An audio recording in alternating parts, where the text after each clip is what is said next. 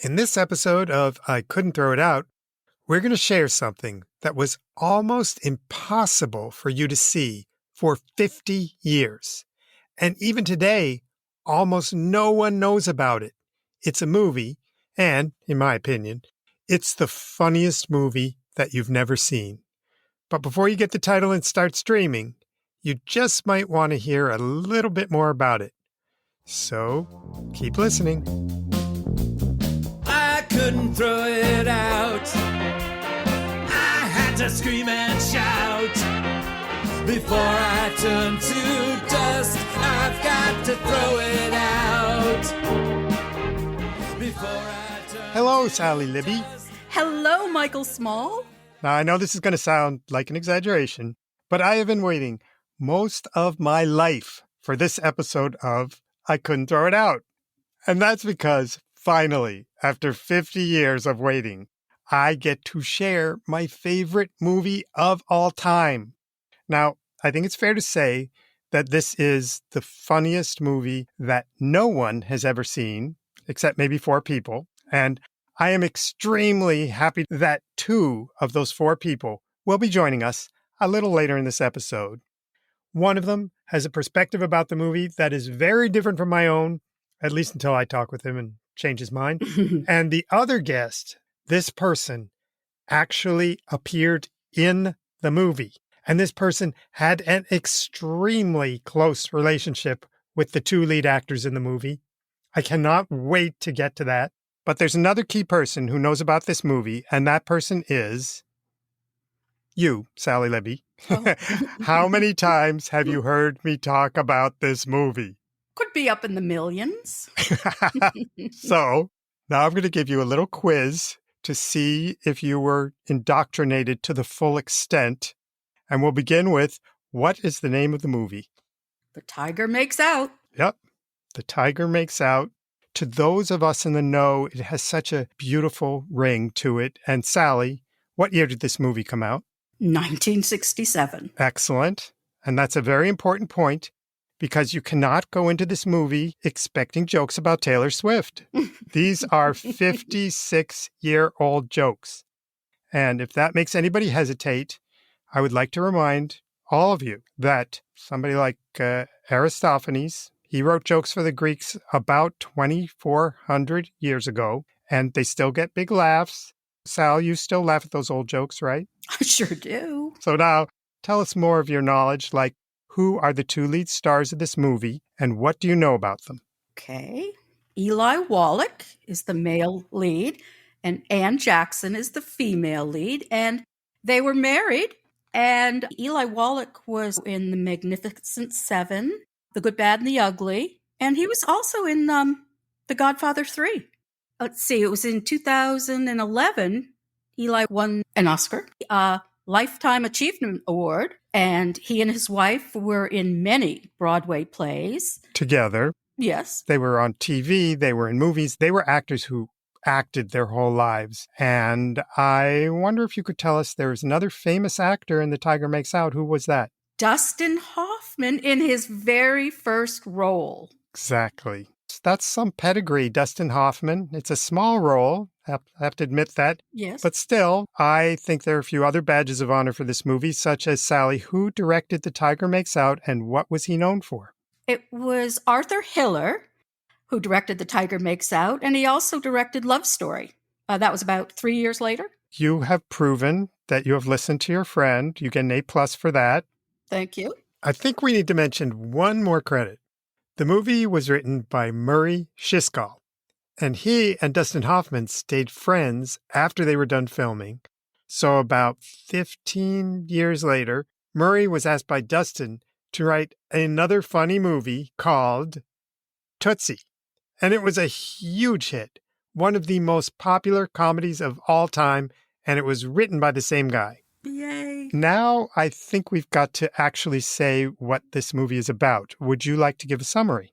Mike, I think you're a better summarizer, so we'll give the floor to you. If you're going to insist, I will say that I tried to give it a little bit of thought in case you needed some corrections. But I would say that this movie is about a middle-aged guy in New York City, and he works as a mailman, and he is furious that no one appreciates him. And he decides to force someone to notice him by kidnapping a beautiful young woman, and he kidnaps the wrong woman. He ends up, by mistake, with Gloria. She's a wife and mother who feels totally superior to her suburban life. And when they get to know each other, turns out he's kidnapped a woman who is his perfect match. Did I do it justice? I would say so. But Sally, now I want to ask you, do you remember when I first told you about The Tiger Makes Out? It was decades ago, back in high school. I believe it was 1973. We were in 10th grade, and I was such a loser because on weekend nights, I'd be home watching TV while you were out partying. And my parents and my brother, they were out partying. They were probably partying with you. I just flipped through the channels and watched whatever happened to be on. And apparently the networks knew that I was the only one watching, so they'd play movies that nobody wanted to see. I remember the first time they played The Tiger Makes Out, I was like, oh my God, I cannot believe it. I will never see a movie as funny as this again. I've got to tell someone, and that someone was you. Mm-hmm. But here's the interesting part. When did you first see the movie, and how did you get to see it? I saw the movie maybe about two weeks ago on the free network Tubi. So it was my very first time. This is the most amazing thing, because after I saw the movie in 1973, I wanted to see it again, and I wanted to show it to you. But back then, there was no Netflix, no videotape. The only option was to watch the TV listings every single day and hope The Tiger Makes Out would appear. Guess how often I saw this movie? I would say at least 5 or 6 times. No, total of 3 times. That's it? It wasn't ever on. And when videotape came out in the 70s, they never released The Tiger Makes Out. I waited for it. I even wrote to a videotape company requesting this movie, but they never got back to me, and it never came out. And then I got one of the best gifts I have ever received in my life. And I have it right here. It's a very precious treasure whose fate will be decided in this episode. And what it is a DVD disc that was given to me by our friend Peggy. She happened to know Eli Wallach, the star of The Tiger Makes Out. So she called him and asked him to make a copy for me, which he did. And here it is. He wrote the title and his name on it. Oh, wow. You'd think I'd be totally set, but it turns out that even Eli couldn't get a legit copy of this movie. He had used his video camera to tape The Tiger Makes Out off his television screen. So the quality was just terrible, and you could barely watch it. You couldn't hear it. So when DVDs came out in the 90s, I started waiting for this movie. Do you think they released it? Of course not. I got to tell you, I happen to have right here the original DVD of The Tiger Makes Out. This is the treasure. We have to decide, can we throw it out? And when this came out, it was 2014. Everyone had been streaming movies for years at that point. So, of course, no one I knew was going to shell out money for this DVD. Right. And not one streaming service was showing the movie. Even a month ago, I was convinced that the movie could not be streamed. I went through Google, but I couldn't find it anywhere, as usual. But I went back to Google and I scrolled even farther. And that's when I found Tubi.com, where you can type in The Tiger Makes Out. And there it is. It is now available at tubi.com. So everyone can watch it just the way you did, Sally. But as if that's not enough of a miracle for one episode, here comes an even better one in the form of our first guest. She happens to be, listen to this, the daughter of my 2 favorite actors, the stars of The Tiger Makes Out, Eli Wallach and Anne Jackson. Woohoo! Yes, she's an actress who also runs a jewelry store called Shoplift in Amagansett, Long Island. And I wrote to her in the contact form on her website, and she called me within 30 minutes, and she told me that she talked to us about her parents and the funniest movie ever made. Amazing. Katherine, hello. Hi, Katherine. Hi, Sally. It's such a pleasure to be here with you, Michael and Sally. Katherine, you told me something yesterday that blew my mind, which is you are in this movie. That's right. I played a child who was pulling up crabgrass, and that is how I ended up getting my SAG card. I thought I did a magnificent job of pulling that grass to the point where they had to kind of slow me down. Oh, overachiever. For those who are going to see the movie because they haven't had a chance till now, that scene is one of the great satire scenes of suburban life where the neighbors next door to the main character are so obsessed with crabgrass that they actually pull up their entire lawn by hand in a frantic, warlike mode trying to get rid of crabgrass. How old were you then? I want to say I was 9 when the film came out. I must have been about 8 when we shot it. Uh-huh. And did you watch the whole film when it was done? Yes, many times. I don't know if I really kind of got it, wherein now I watch it and it's just the scenes where they're going at each other is just so delicious that it's also, there's quite a bit of stuff that's inappropriate, one could say, for these days, where we're encouraging a man to throw a woman over his shoulder and smack her butt and kidnap her. Right. It could be perceived as pretty inappropriate. But Maurice Schell was a dear friend of our family. He wrote so many plays that they did. Twice Round the Park was something that my folks did on Broadway. He and Renee, his lovely wife, were always at the house and just such mentions. Do you remember anything about being on the set of the movie? Yes, I remember Bob Dishy just being so funny. And let me just add that Bob Dishy plays Anne Jackson's suburban husband. He gets in a car accident, and all 10 of his fingers are taped up in splints, which leads to a lot of slapstick. And he just did the most inappropriate, delicious things with those fingers of his. He just has amazing deadpan. One of the funniest people I've ever come across. I guess I just really thought I was the star of the show. I just remember we spent a lot of time down on our hands and knees pulling away at that grass. Did that lead to more grass pulling roles? It did lead to a career, kind of a side career. I'm also a jewelry designer. I have a shop now, actually. And that's also a family business. But yeah, I've been acting and doing film, theater, and television since I was that age. So going back to a little more detail, you had parts in the movies Gangs of New York, Pollock, Goodfellas. Yeah. And then you've been on TV in Law and Order, Knots Landing, All My Children. Mm-hmm. Were any of those roles, was there one that stood out or one that you loved more than the others? I think probably the theater. Like we did The Diary of Anne Frank, all 4 of us. And by all 4 of us, you mean your mom, your dad, you, and your sister? Not your brother, right? Yeah.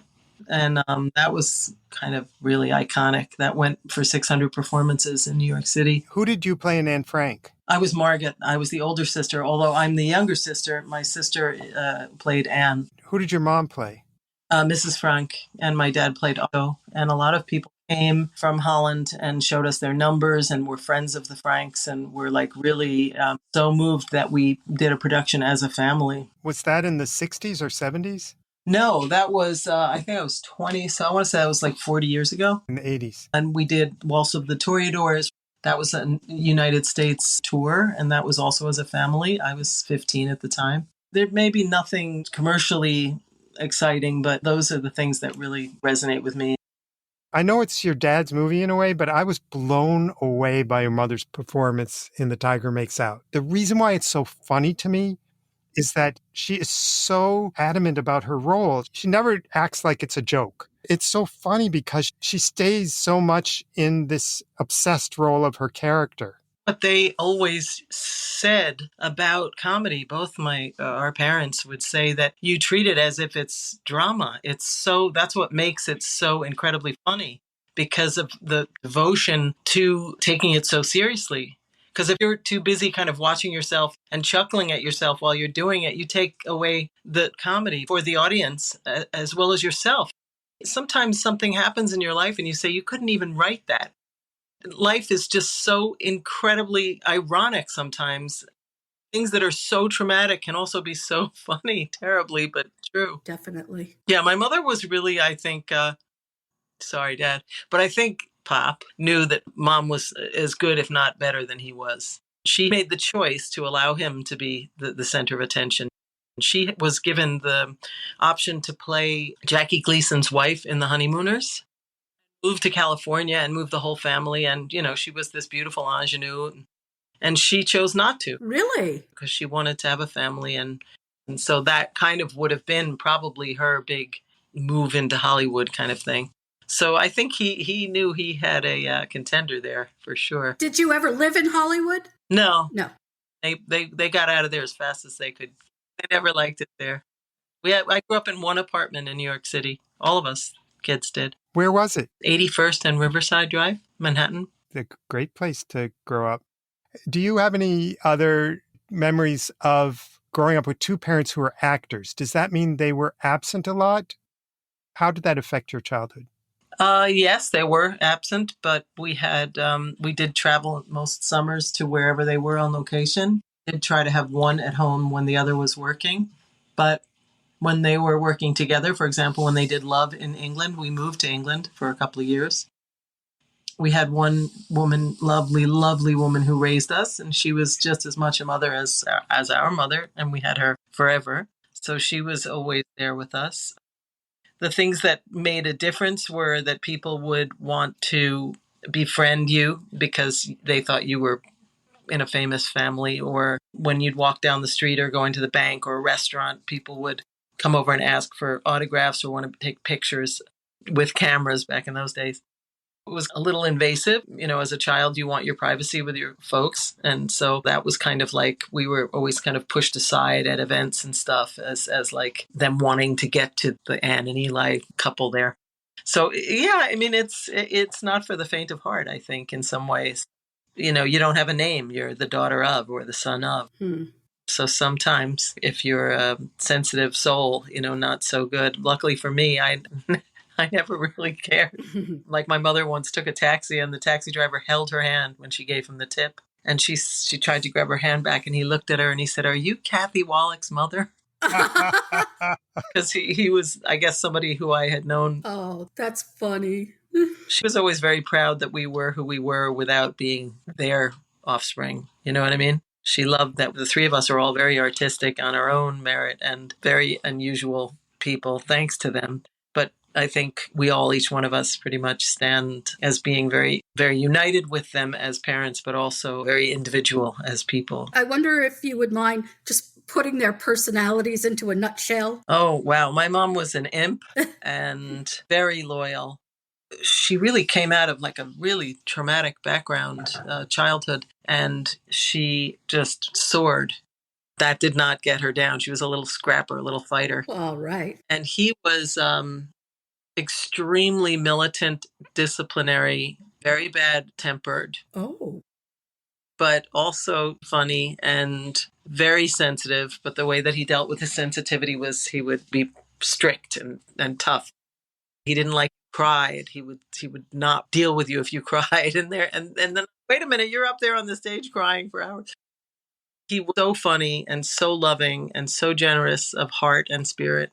Both of them were like just exceptional. So lucky you were. Yeah. How long has it been since you saw The Tiger Makes Out? I think I did see it about 8 years ago. Yeah. Did you ever hear that same tone from your mother in real life? No.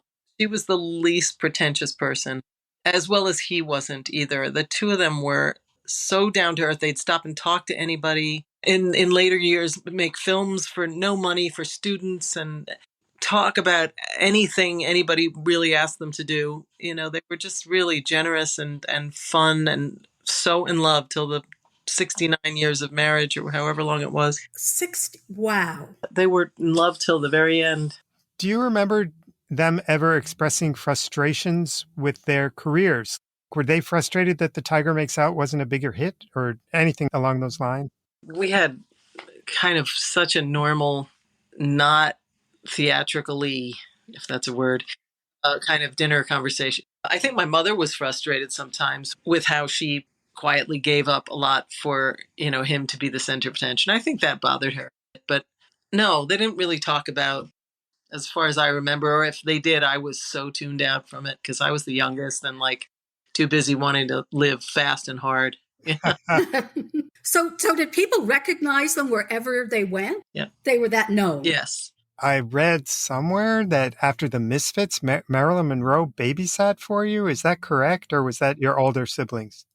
That's my older siblings. I think there was a birth notice, must have been one of those little cards that came with flowers that she wrote for me, but I never had any dealings with her. My brother was babysat by her. I think he was actually a little unsettled by her. He said something to the tune of, or I think maybe Danny Allentuck, who was Maureen Stapleton's son, who was my brother's best friend. Either Peter or Danny said, no, she shouldn't be a babysitter. She's too beautiful. There's something wrong with her. This is a podcast about all these things I've saved. You saw particularly this treasure from your father. The idea is that we would tell the stories behind them and then I would throw them out. But I mean, I'm not throwing out. Come on. I mean, you could tell me. Do you think I should throw away the DVD your father gave me? I wouldn't. No. No. Yeah, I mean, I don't know. I'll take it with me to wherever I'm going. This is a real treasure. But asking you, do you save things? What are your treasures? What do you treasure that you've saved? Sounds like jewelry would be one of them. I guess. I mean, the jewelry that I sell, I make. So I think I've saved some birthday cards from them. I've saved some iconic pieces of clothing, like a little hat or my mom's boots or a ring that Dad wore all the time. I made copies for my nephews. I recently got rid of some stuff and I thought to myself, oh no, I can't get rid of that. I can't. And then I'm like, well, it's just stuff and they're in there. They're in here. So yeah, I collect a lot of stuff and I'm getting to the point where I just want to sell it to the walls. I have a whole vintage and antique room in this shop that I'm selling all sorts of things in. Are they things that you've collected over the years?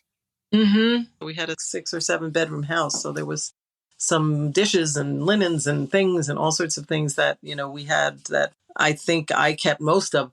I'm just curious, like with the stuff that is not in your store, what's going to happen to it? We gave all their archives to the Harry Ransom group in Austin, Texas.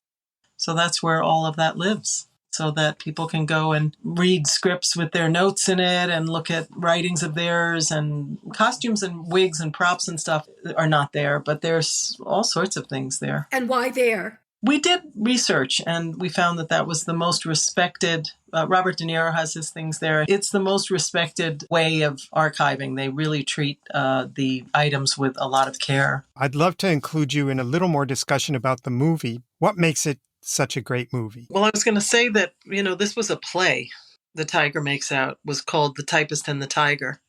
And so for our family, I mean, I ended up spending, as well as my sister and brother, a lot of time backstage watching them through the wings. And that play was really it was a very long experience for all of us. And it was very much part of our lives. So when they made the movie, it was, it's always interesting to see how things translate from the stage to a film. So it was kind of like the candy-coated version. It was a very successful take from a play to a film. Do you remember how long the filming took?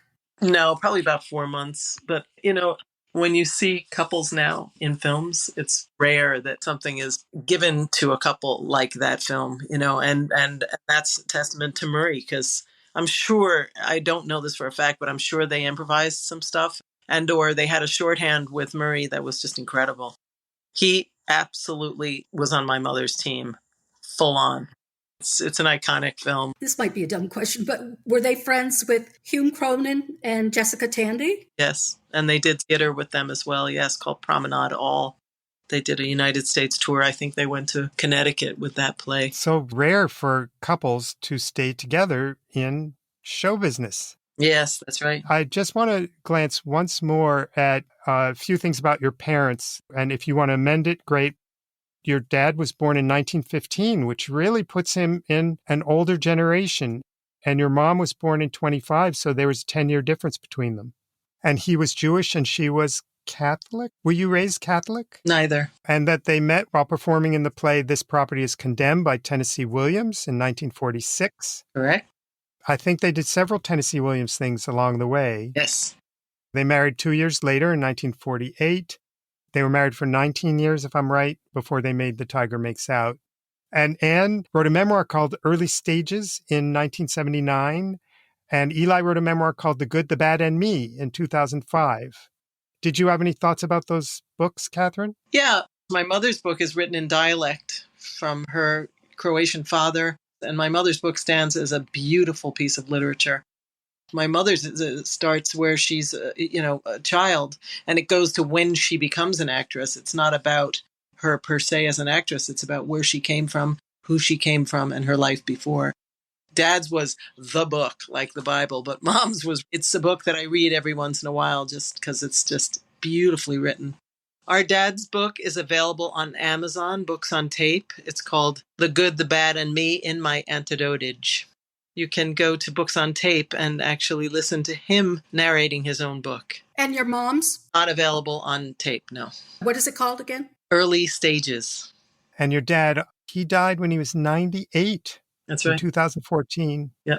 And Anne died at 90, 2016. I guess those 2 years without him must have been tough years. She never looked back. She really didn't. They both had versions of dementia, and hers was short-term memory dementia. She used to say that he was working. She liked to say that. She knew he wasn't, but she liked to think that he was off working. Oh, yeah. She never even talked about him being gone, really. Oh, wow. That generation just does, That's right. Whatever, it's like you just keep on keeping on. We just love talking with you, love seeing your parents in your face. I know, really. Two beautiful faces. We see it in you. I want to just go back and repeat the name of your store is Shoplift. You can't forget that. It's a jewelry store. There's one in Amagansett. And you said you've got a shop online at katherinewallach.com, right? Yes. You're going to be starring in or producing a film. What is it? I actually wrote a film that I'm shooting next summer. It's a lovely role for myself. It's written in 3 languages. I speak fluent Italian. It's actually quite magical and tragic and lovely, and it's very interesting. Does it have a name? The Garden. Okay, well, we'll all be looking for The Garden. And in the meantime, we'll all be laughing at the tiger. So thank you so much. Thanks, Katherine. Sure. Bye, Katherine. Bye-bye. Now, Sally, I know that Katherine helped me decide what to do with the DVD that her father gave me. I'm keeping it, but we still have to decide whether I can keep the official DVD that I've saved, the one that actually is good enough to watch and hear. Right. So we've invited one more guest who can help with that decision. He did exactly what you did and what I hope others will do. He watched The Tiger Makes Out on Tubi.com. I'd like to introduce my pal, Walker Stevenson, who so generously agreed to help us discuss various aspects of The Tiger Makes Out. Welcome, Walker. Welcome, Walker. Thanks for having me, Michael. Nice to meet you, Sally. You too, Walker. I know why Michael brought me on, because we've never quite agreed on anything. Uh-oh. We like each other. We've known each other 30 years.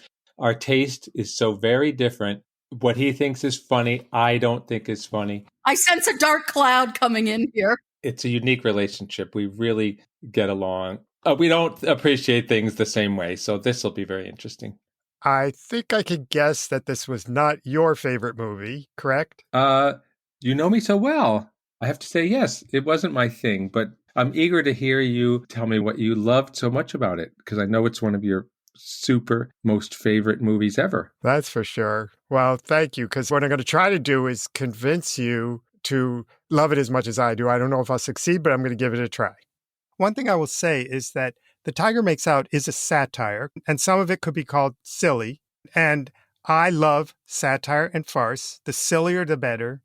And I think it's fair to say, Walker, that I have not known any satire or farces that you enjoy. You know, it's funny. Yeah. And yet I love, like, give me Naked Gun and I'm off to the races. So funny. So funny. It is so funny. I agree. It's slapstick. It's got terrific characters.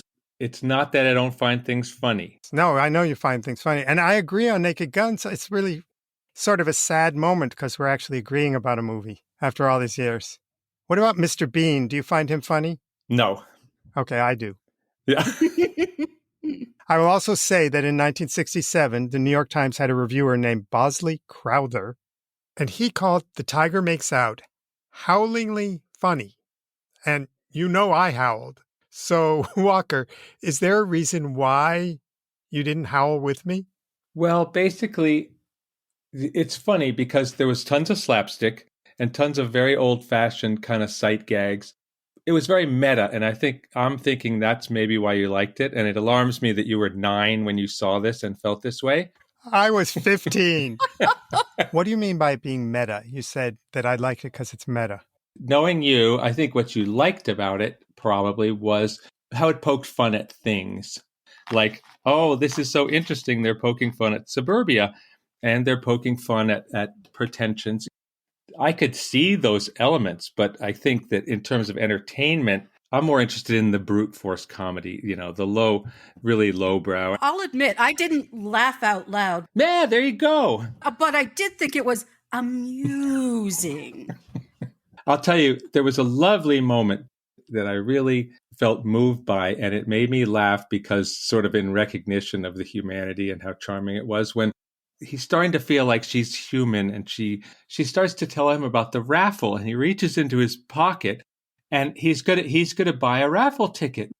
He kidnaps a woman and ends up buying a lottery ticket from her. That is funny. That is funny. It's a quiet, smitten moment, and I laughed because it was so charming. Just like sometimes you laugh when you hear a piece of music that just did something terrific. Speaking of terrific, there's a spelling bee where the mailman and the woman he has kidnapped compete to prove who is smarter. And he is so gleeful when she makes a tiny mistake. I have a clip of that so we can relive it. Here goes. Well, you know so much, do you? Who wrote the Divine Comedy? Dante. When was the Civil War? Oh, between 1861 and 1865. How do you spell concatenation? Concatenation? C-O-N-C-A-T-E-N-A-T-I-O-N. How do you spell pulchritude? Pulchritude, capital P-U-L-C-H-R-A-T-U-D, pulchritude, physiology. Physiology. P-H-Y-S-I-O-L-O-G-Y. Somnambulism. Somnambulism, capital S-O-M-N-A-M-B-U-L-I-S-M, somnambulism. Resuscitation. Resuscitation. R-E-S-U-C-S. S-C, S-C, S-C, I-T-A-T-I-O-N. You stupid bird brain. Now that is what I call comedy. I keep watching it over and over, now that it's available on Tubi. And Cindy keeps checking, like, what is all that laughter in there? What is going on? But I can't stop laughing. Like that scene where the woman falls to the floor. She is first a distressed person in her underwear with her foot through the floor. By the time he comes back, much like everybody I knew in suburbia, people are coming over. We have to put on a show. She has put on a hat and a coat and is pretending like he just dropped in and won't he have some tea? While her foot is through the floor. Don't you find that funny?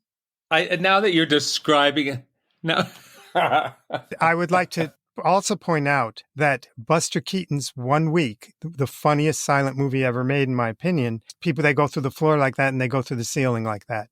Aha.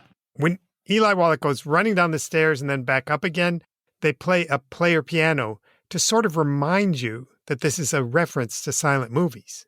Also, I think that you would then say that periodically it tries to be funny by speeding up, by undercranking, so that he races off really fast in the distance. Yes, when he accidentally lassos the fire hydrant and runs off with the fire hydrant attached to his leg. Right. Which, when I say it, you're smiling. I see you laughing.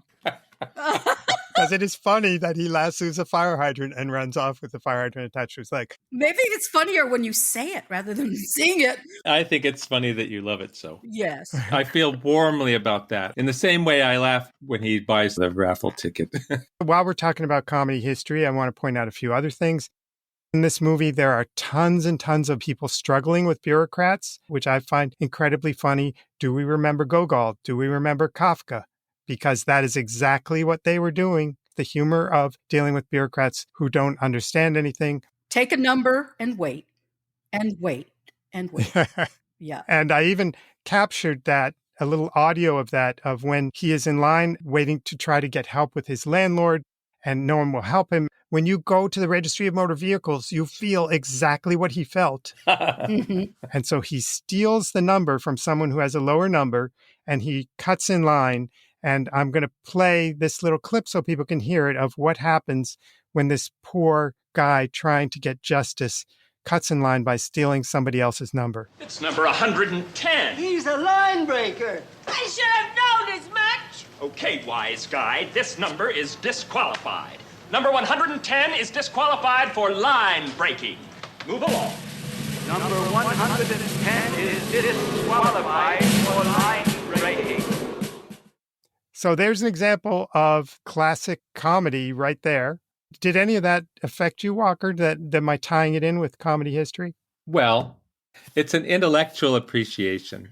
Again, it's not lowbrow enough. You know, Gogol, thanks to you probably, I read Gogol, Dead Souls, and it skewered all these pretensions. The guy sort of picaresque the same way this is. He goes around, he keeps meeting horrible people, but it wasn't funny. And I laughed my ass off. There you go. I love this about our relationship, Michael. One of the things I worry about when recommending this movie is that the music in particular is very 1960s, is outdated. Or were you put off by things where you're just like, this is 1960s, I can't relate to this? It has a fun sort of Paisley groovy theme, which I think is great. It's great that it sets the 60s. The music was fine. Where it rubbed me a little bit the wrong way was when it was trying to support the joke. Like when you have goofy carnival music when somebody's running around really fast. Oh, another thing I wanted to ask about in terms of being outdated. This is something Katherine Wallach mentioned when we spoke with her. This bumbling guy kidnapping a woman. Can we still laugh at that today? I don't think so. I think the kidnapping of somebody and tying them up and telling them to shut up and on top of it, telling her to take off her skirt is very challenging. I think it's about context because we're laughing at him.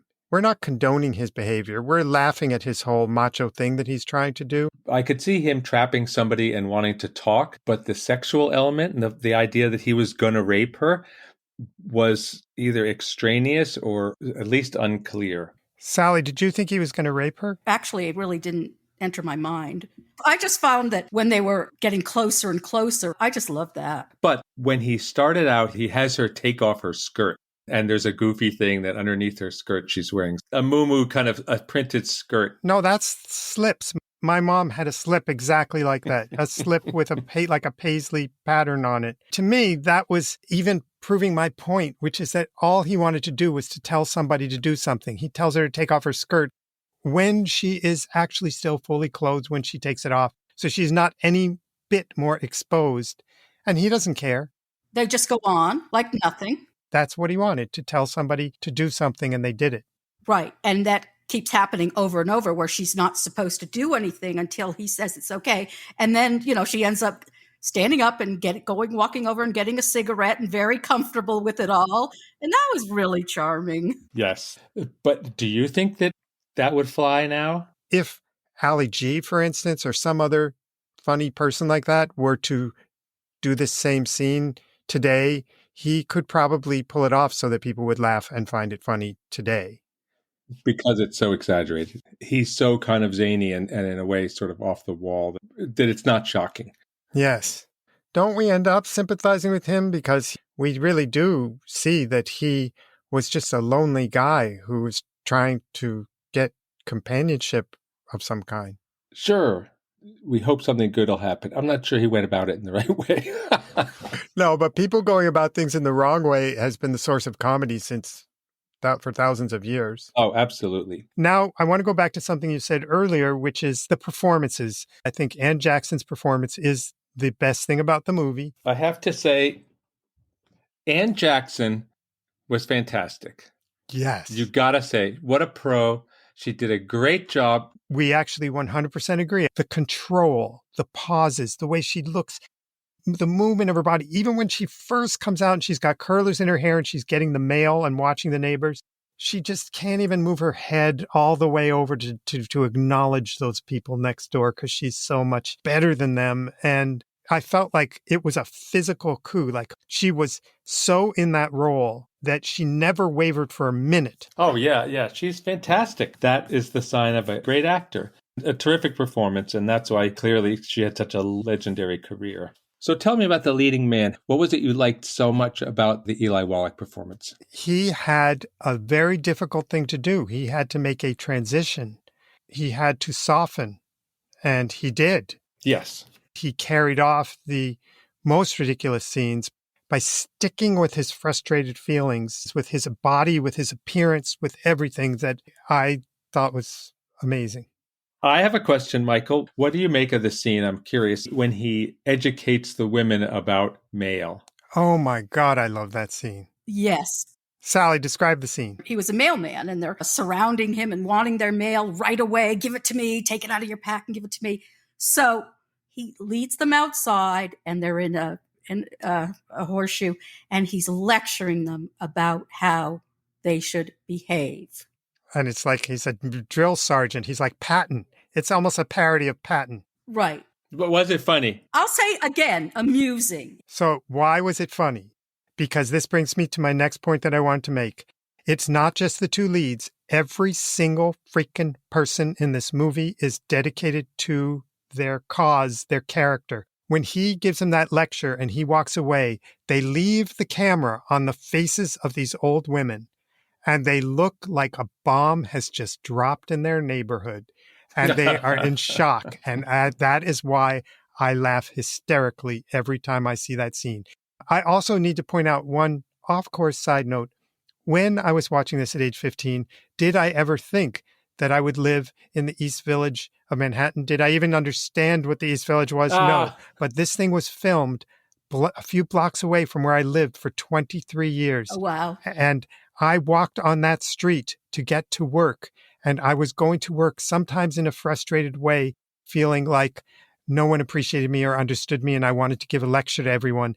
And I basically lived out that scene later in my life. That's fantastic. That's wonderful. So I was seeing the future when I saw this movie. I would just go up to Rockefeller Center and line everybody up and give that speech, and they would look shell-shocked. Michael, I have a question for you. When you were 15, had you ever seen anything like this? No. I'm thinking that was this startling because it was so original at the time, that you found it earth-shaking because it was the first time you had seen sort of slapstick like this or social commentary like this? I've seen it since. I think that Schitt's Creek has a similar kind of vibe, maybe Only Murders in This Building. Oh, another show I cannot stand. Love every second of that show, every frame. Oh, you guys. Isn't this awesome? Friendship. Were Ebert and Roper like this? Sally, you must have noticed some wonderful moments in my favorite movie.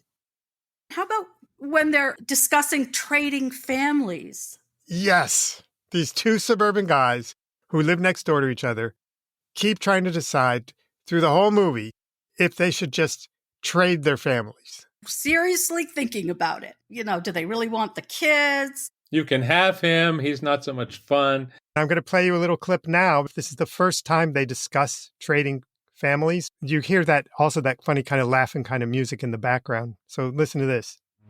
She's a wonderful woman, Gloria. Yeah, the gem of the ocean. You know how I feel about your wife, don't you, Jerry? Take her, she's yours.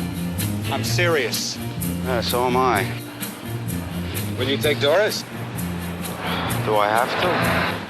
I just want to point out now that we've listened to it, that the delivery of that line, would you take Doris? My mother's name is Doris. That became a standard joke in your house. Would you take Doris?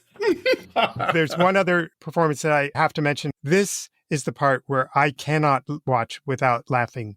The lines aren't that funny. It is totally the performance. Charles Nelson Reilly.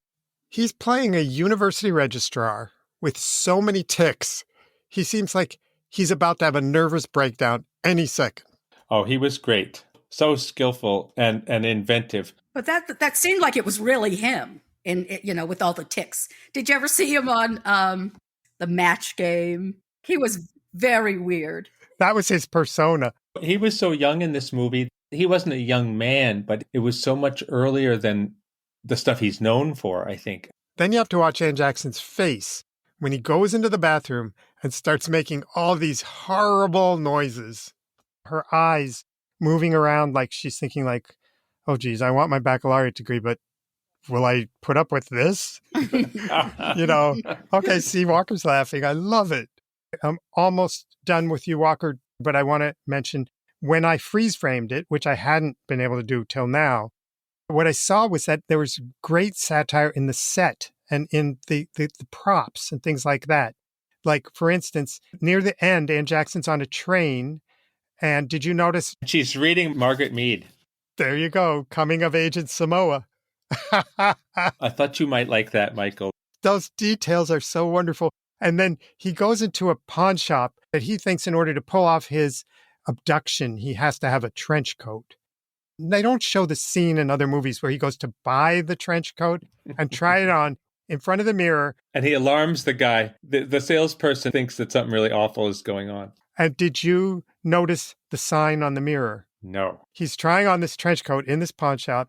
And on the mirror, it says, on you, it looks good.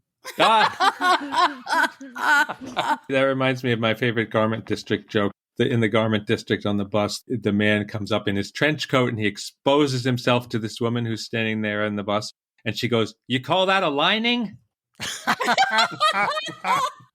That's comedy. I think that's very appropriate. Walker, we did get you to laugh. Oh, yeah. And we did get you to laugh at many scenes that I was describing exactly what you watched. So I think next time you watch a funny movie, I'm going to stand beside you and describe it to you as you're watching. That'll do it. But this is exactly what it's hoping for. Like, now people have a realistic idea of what to expect, and many people will be like, yeah, I'll watch this and see who I agree with. So that was the goal, and we achieved it.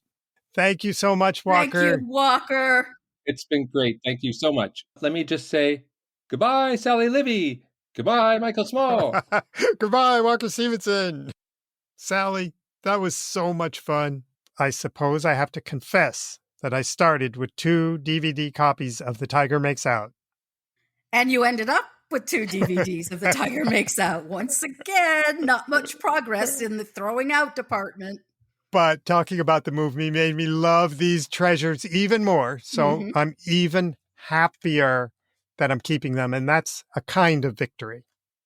To the victor, go the spoils. Exactly. It's true in this case. Before I go off happily with my decades-old DVDs, I want to remind everyone that you can follow us on Instagram at ThrowItOutPod, and you can get much more information, including stills from The Tiger Makes Out and photos of my precious DVDs at throwitoutpodcast.com. And I want to remind everyone about 2 things. After all this talk, we hope you'll watch the movie that obsessed my friend Michael for all these decades. Go to Tubi.com and search for The Tiger Makes Out. It should be good for some eternal 1967 laughs. Also, if you didn't hear our previous episode about Michael's run-in with Bill Murray at the opening party for Tootsie in 1982, it's a story you don't want to miss, especially since that was the night when Michael found someone who wanted to talk about The Tiger Makes Out. And that person was Dustin Hoffman. You'll find that episode and this one wherever you get podcasts or at throwitoutpodcast.com. And that's all we got about the funniest movie you never saw. Thanks for the laughs, Sally. See you on the next episode of I Couldn't Throw It Out. Bye. Bye-bye. Look up that stairway to my big attic. Am I a hoarder or am I a fanatic? Decades of stories, memories stacked. There is a redolence of some irrelevant facts. Oh, I couldn't throw it out. I had to scream and shout. It all seems so unjust, but still I know I must. Before I turn to dust, I've got to throw it out. Before I turn to dust, I've got to throw it out. Well, I couldn't throw it out. Oh, I couldn't throw it out. I'll sort through my possessions in these painful sessions. I guess this is what it's about. The poems, cards, and papers, the moldy, musty vapors. I just gotta sort it